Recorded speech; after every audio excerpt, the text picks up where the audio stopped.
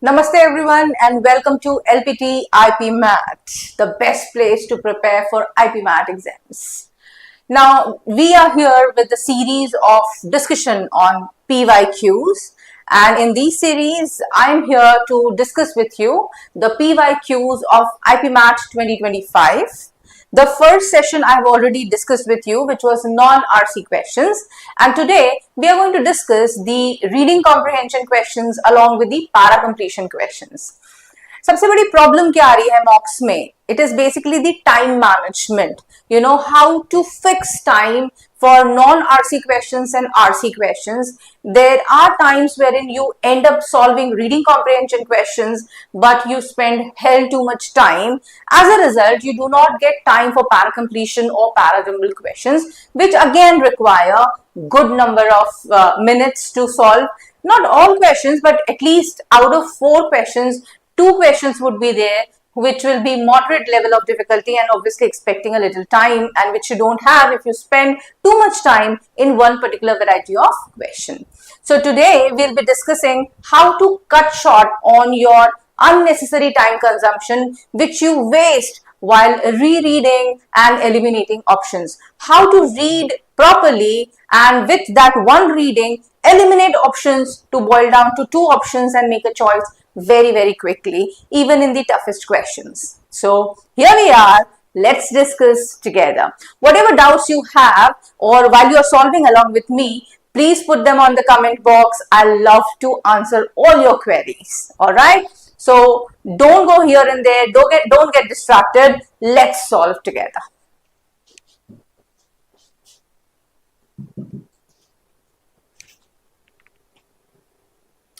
So we will start with para completion questions because these are small paragraphs and we'll be able to do them very quickly, and then we'll be moving to reading comprehension questions. So stay. Let's read it together. It says a report published in Lancet Diabetes and Endocrinology has called for an overhaul of our understanding of obesity and over-reliance on using body mass index or BMI as a metric has the peculiar effect of leading to both underdiagnosis and overdiagnosis. So it is talking about a problem, and that is underdiagnosis and overdiagnosis of the condition. And then we have this blank over here, followed by BMI does not give accurate information about how fat is distributed in an individual's body. It frequently fails to capture the true state of health of an individual. A person's BMI may indicate they are obese, but their organs and bodily functions may be absolutely normal. So this is again the failure to capture the true state of health. This is example for it. Every individual is a unique constellation not only of genes and other biological variables, but also socio-economic conditions and habits. So we don't have to worry about all these things. We have to just see that this blank is basically asking you to bridge these 2 sentences. The sentence before the blank is talking about underdiagnosis and overdiagnosis of body mass index, and it is also followed by the same thing, that it does not give accurate information or true state of health.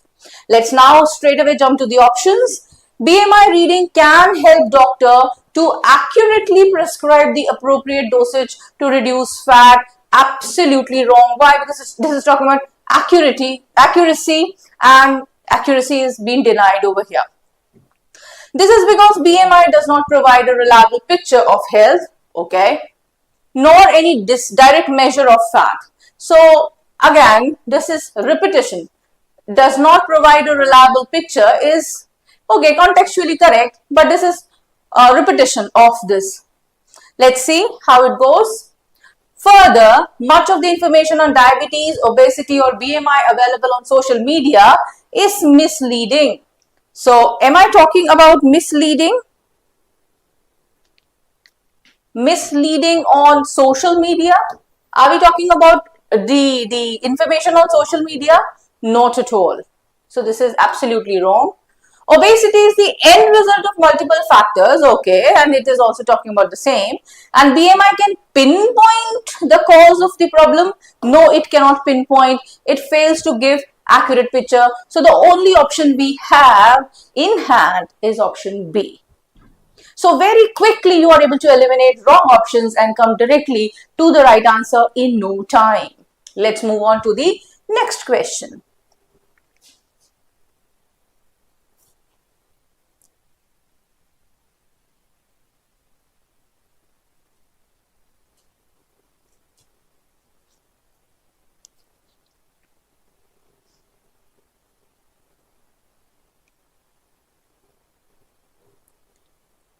Okay, so this is talking about globalization.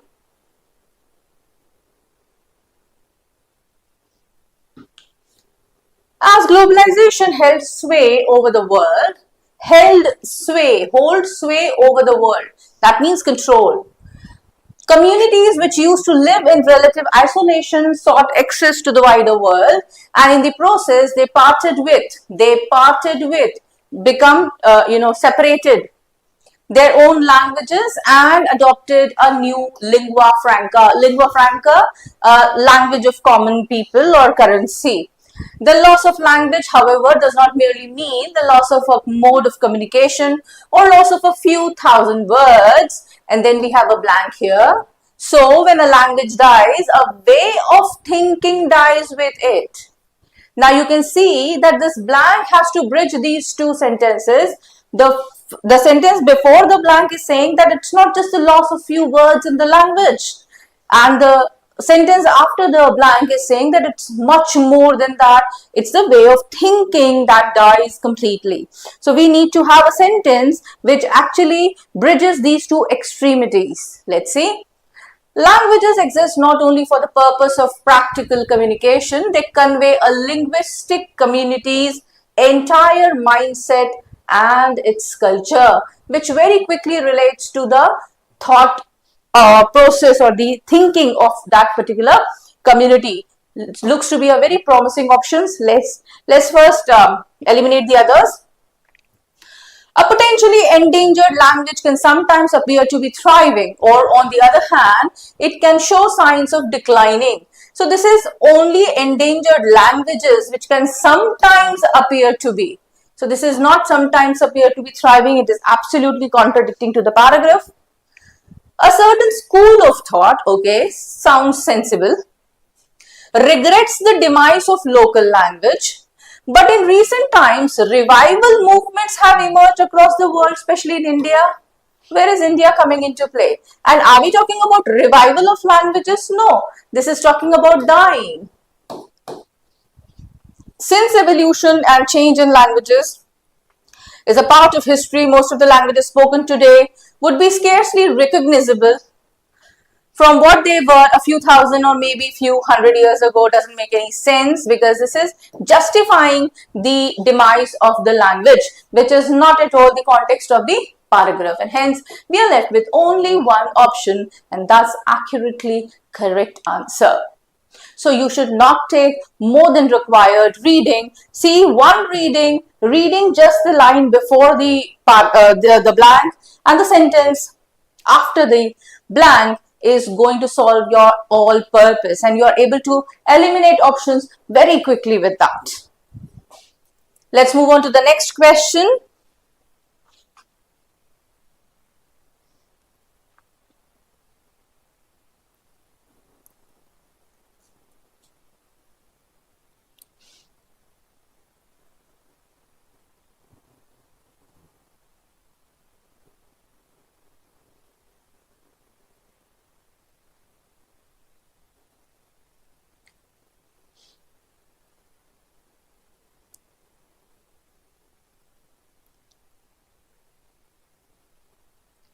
An island in Japan boasts of numerous dairy farms that own nearly 1 million cows and supply 70% of the milk sold in the country.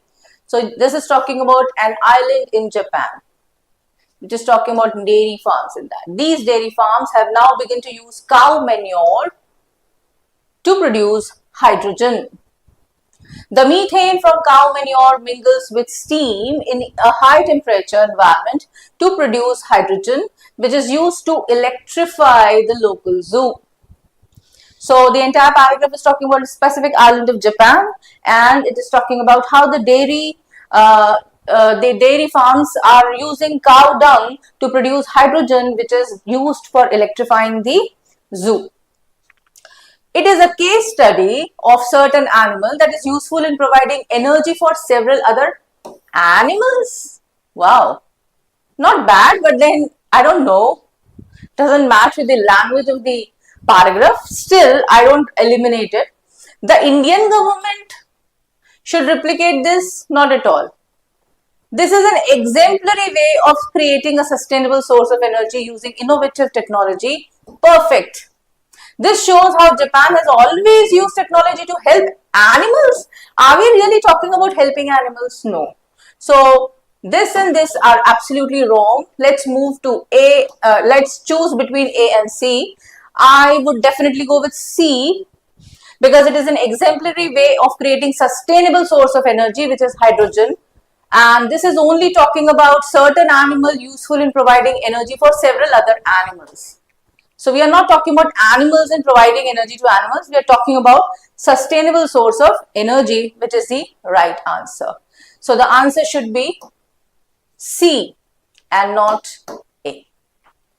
So the point I'm making is that you can quickly do the needful and earn good marks. 3 questions, 4 marks each, 12 marks in hand in no time. Not a bad deal. Alright, so don't miss on para completion questions. They can give you cash marks very, very easily. Let's quickly now move to the reading comprehension questions. Any doubt you have, please put those doubts in the comment box. I would definitely answer those doubts. Alright, let's move to the reading comprehension. Oh, so it seems to be a big, long passage. Tell me, how do you read these long passages? Do you have this much time? So what to do? Like my way of doing it is, before even reading the passage, I generally browse through the questions. Let's do it. The writer implies that, so this is an indirect question, inference question. The writer argues that social media, so social media pe kuch argument I have to look at that. Technologies are enabling social media too. Technologies are enabling social media too. This is a direct question. Social media has succeeded in, again a direct question. Writer's conclusion is that information available on social media is linked to, again a direct question because it's talking about writer's conclusion. So obviously towards the end I'll get the answer.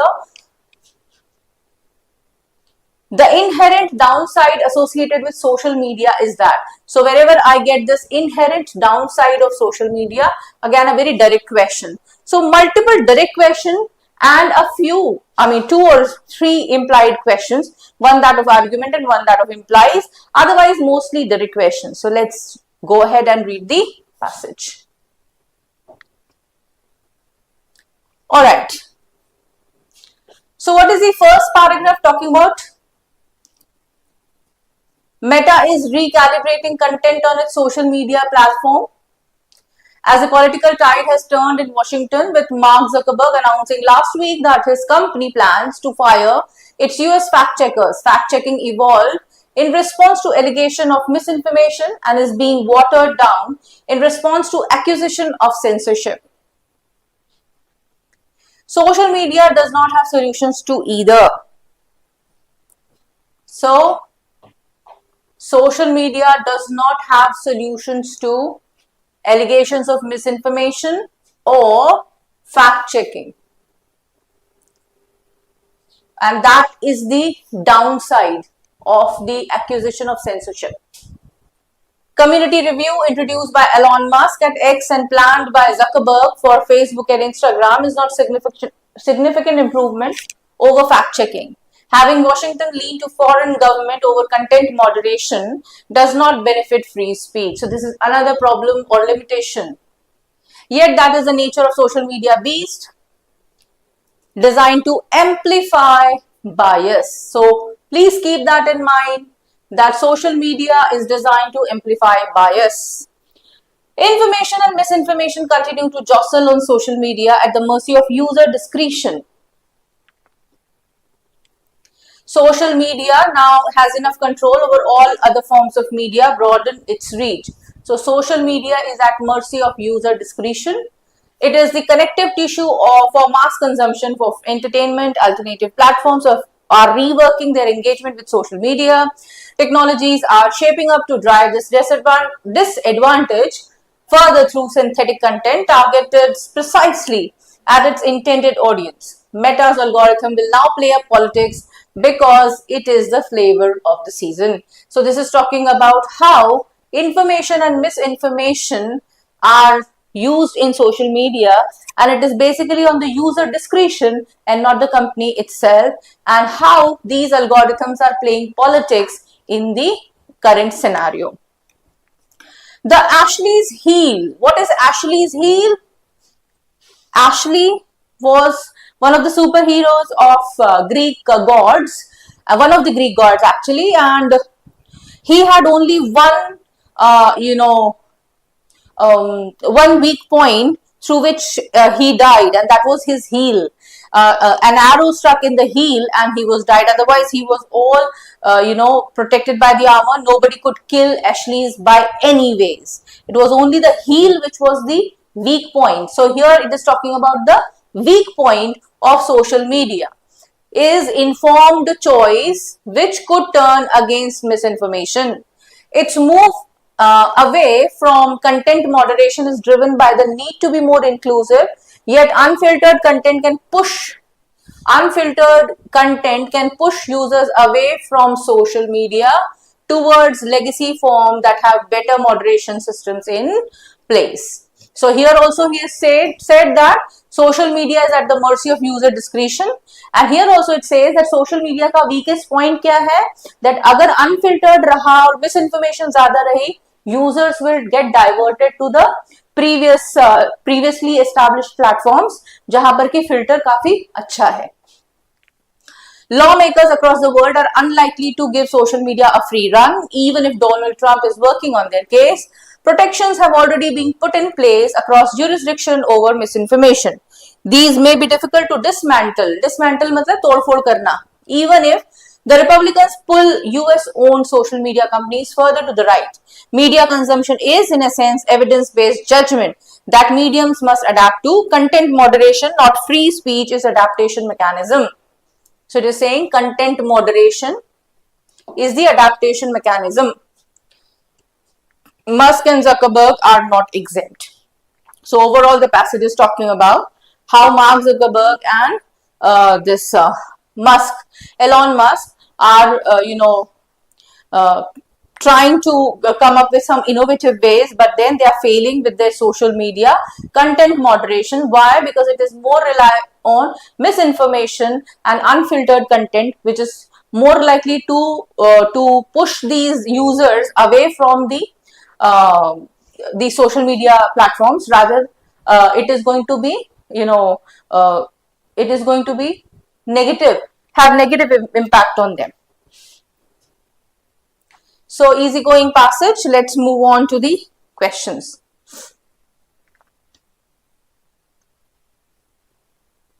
The writer implies that social media can never be discarded. Never be discarded. It is more likely to be discarded by the users. Older forms of media will regain users because of their controls, maybe. क्योंकि उसने legacy के बारे में बात तो की है. Social media's innate strength is the user's inability to fact check. Oh, not inability to fact check. It is giving all the free hand to them. Uncensored content will always have more appeal than controlled content. This is opposite of what the author is saying. So clearly the answer should be B. I haven't read the passage again. I didn't go to the paragraph again. By just one reading, and eliminating the options I am through with the first question have saved a lot of time. The writer argues that social media, what do you think the social media has done?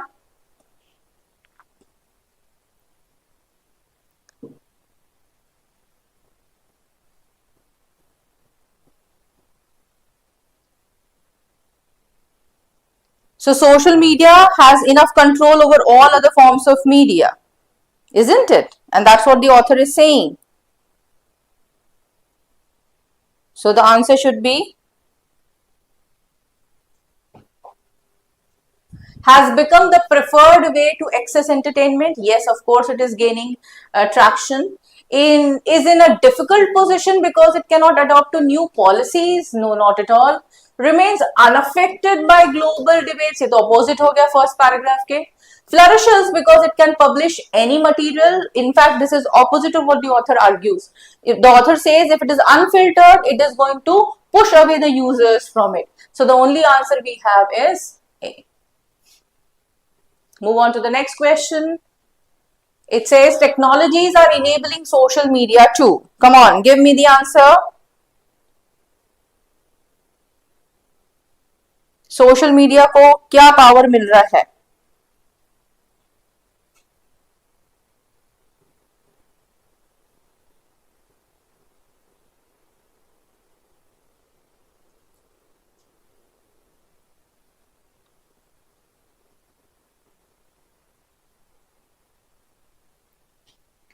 Accept the current trends as emphasized by algorithms? Are they accepting? No, it is adjusting and adapting. Readjust its interaction with competitors? No, it is not about competitors. Understand that algorithms cannot control its content. It is not enabling to understand that it cannot control. In fact, it wants it to control. So the answer should be enlarge its sphere of influence and persuasion so that people are not getting swayed from social media because of its misinformation and uncontrolled usage, isn't it? So the answer should be D. All right. Move on to the next question. Social media has succeeded in.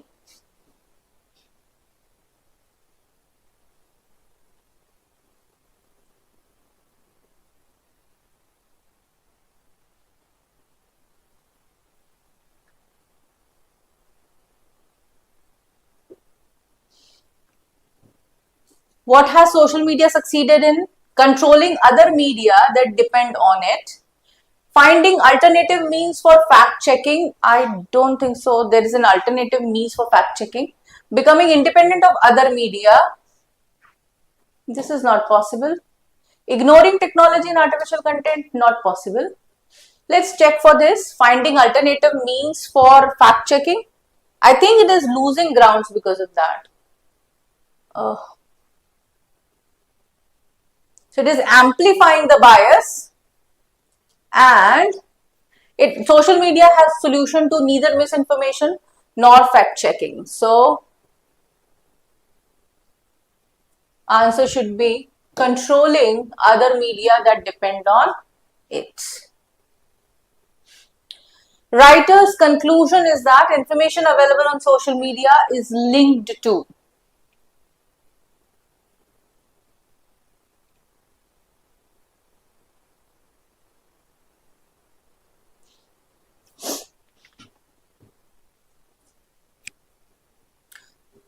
Policies of governments in power, absolutely. Last paragraph is talking about it. The need for deregulation. Deregulation is not the context. The global legal system, support for free speech. He has denied free speech. He said it's not about free speech, it's about content moderation in the last paragraph. The individual's right to free speech, again, this free speech gets cancelled out. So the answer comes out as A. As I have been saying again and again, that you don't have to go back to the paragraph, reading it again and again for cross-checking your answers. Rely on your own comprehension, eliminate the wrong options, and then you can mark the answer very quickly. You will save a lot of time.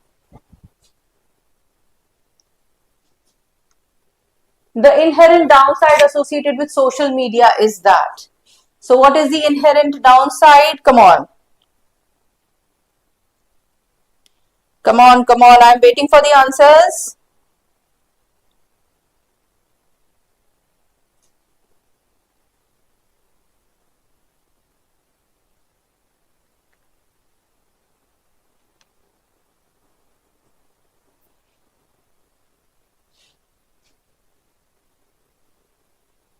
Do you remember Ashley's heel?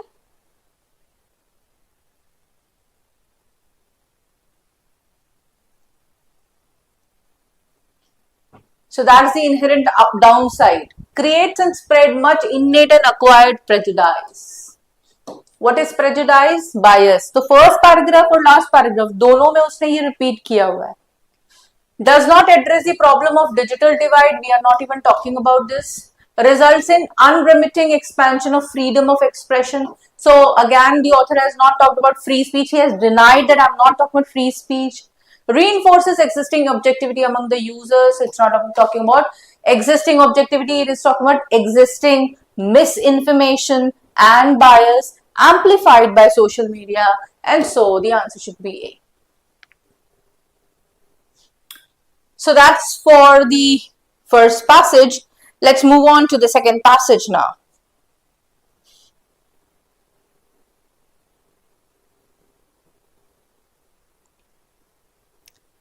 Giving you a little time, browse through the passage. Okay, we don't browse through the passage. We generally first go through the questions. What is Baudrillard position on consumption? Which of the following is an argument made by B? How does B engage with the cargo myth? What is B's position on total happiness? How can consumption be made more satisfying? Why are consumers unhappy with commodities that they have just bought? All right, so let's read the passage. According to the French philosopher Jean Baudrillard, we'll call him B only. So according to this B, commodities available for consumption are not inherently negative things.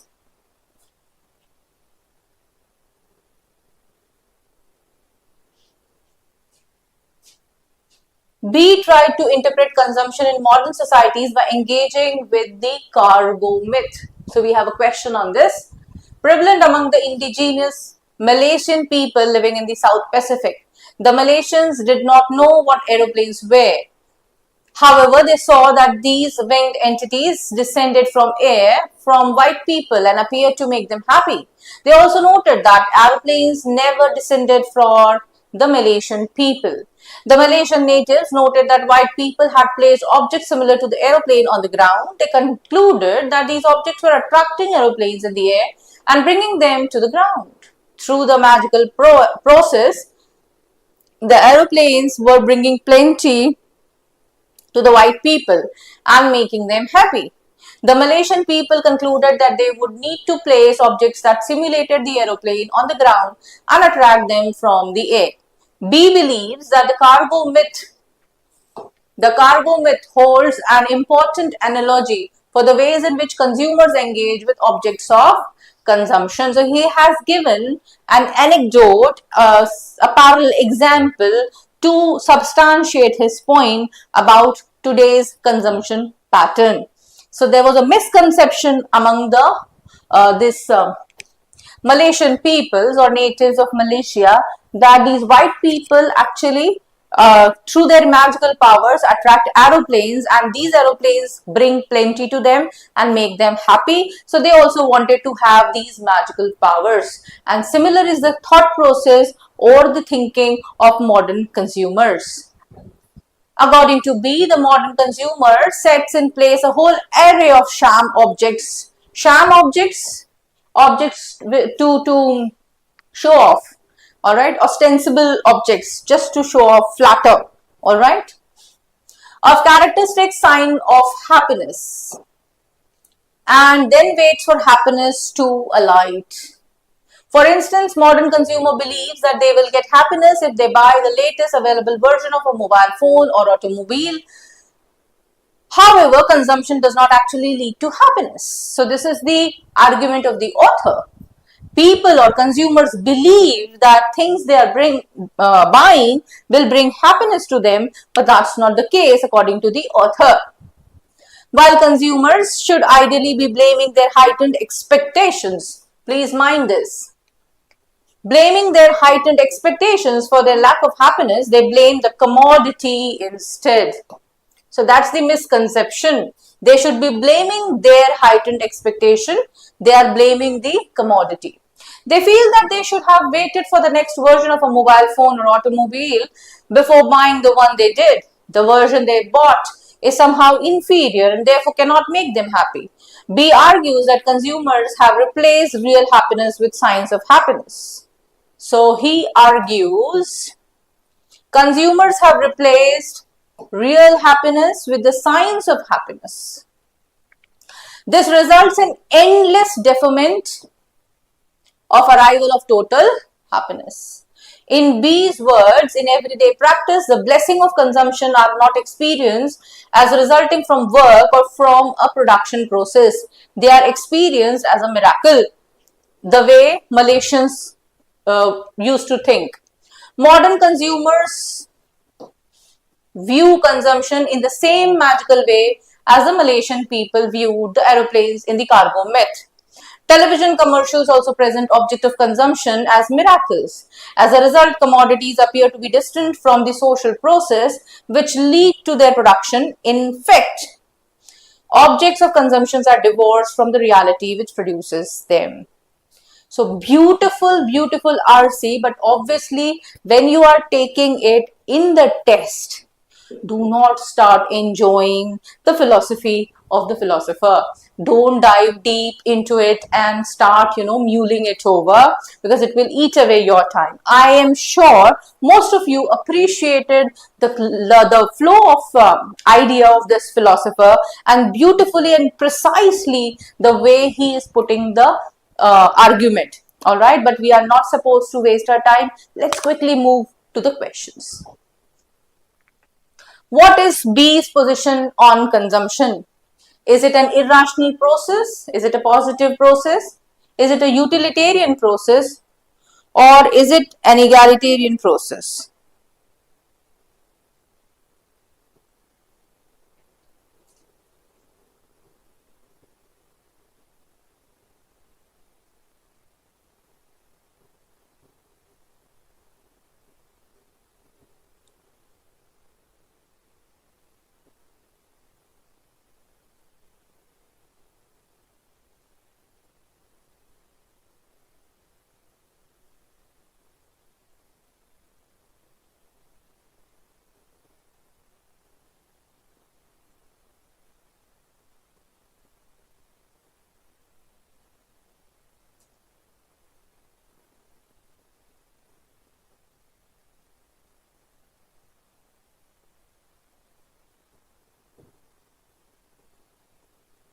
So what do you think?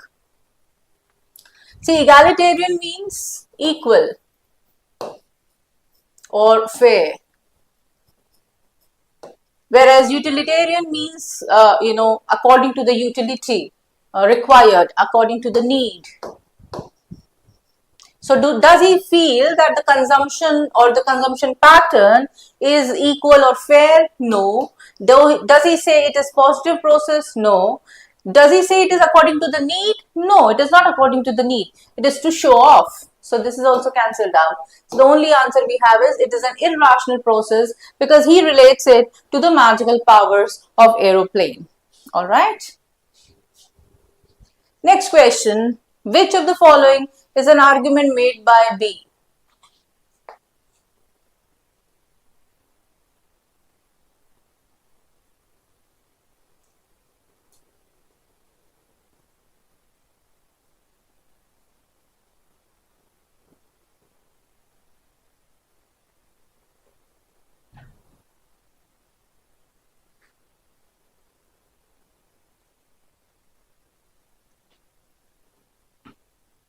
What's the argument made by B?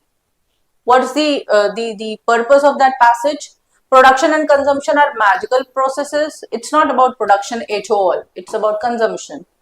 Television commercials are at the heart of unhappiness experienced by customers. No, it's not at the heart of unhappiness. It is basically they are amplifying that dissatisfaction by portraying the products as magical, and they will give happiness. So they are misinterpreted. Malaysian people cope with the inequality of colonialism.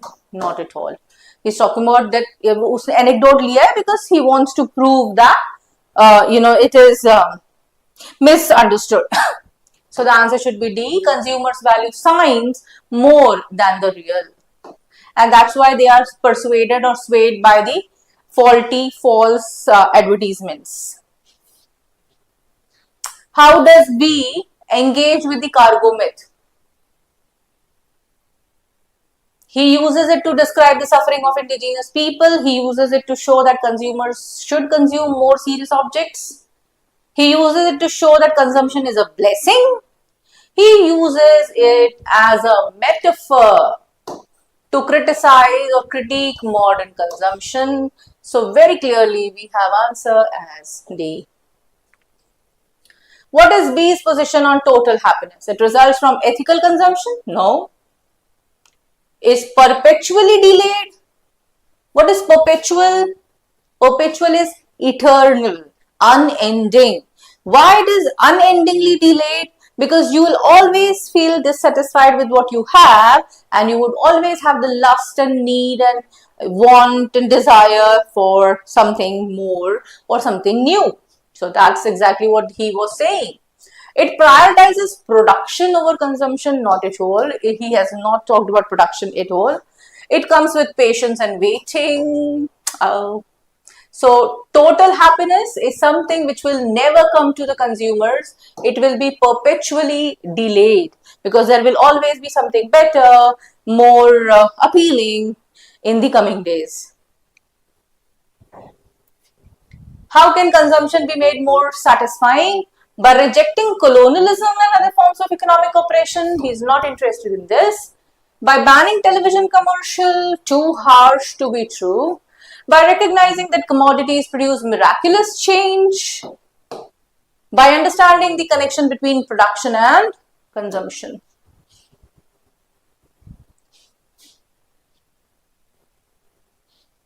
Why are consumers unhappy with commodities that they have just bought? Because television commercials do not create enough hype about commodities. They do not create. In fact, according to the author, they do create. Because they focus on improved functionality of commodities. It's not about improved functionality, it is the perception. Because they have exaggerated expectation. Exaggerated expectation. Bilkul sahi. In fact, I can show you this. Here. However, consumption does not usually lead to happiness. While consumers should ideally be blaming their heightened expectation for their lack of happiness, they blame the commodity instead. And that's the reason why they always feel dejected. So it is the exaggerated expectation. All right. What is this?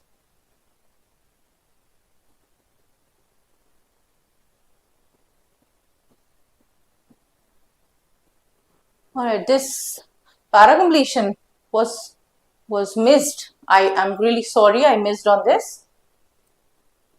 Let's try this.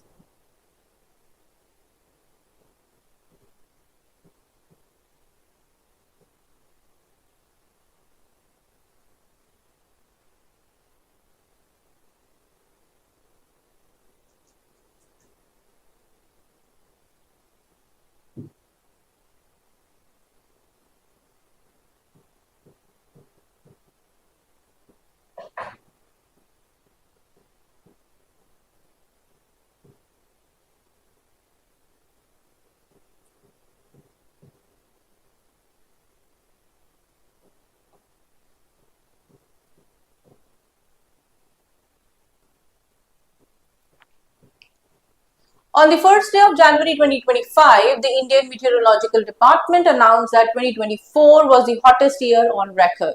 A study by Council on Energy, Environment and Water shows that nearly 8 out of 10 Indians live in districts that are at risk of either a flood, a cyclone, or a drought. Nearly 23 states in India are heat wave prone. 3 states in India are heat wave prone. And then you have this blank. In the summer of 2024, India recorded more than 44,000 cases of heat stroke and over 300 heat-related mortalities as per the bulletin of the Ministry of Health and Family Welfare. Water reservoirs and the energy demand that keeps India powered are impacted too. During a 10-day long heat wave in Delhi, peak power demand was 16% higher than the previous year.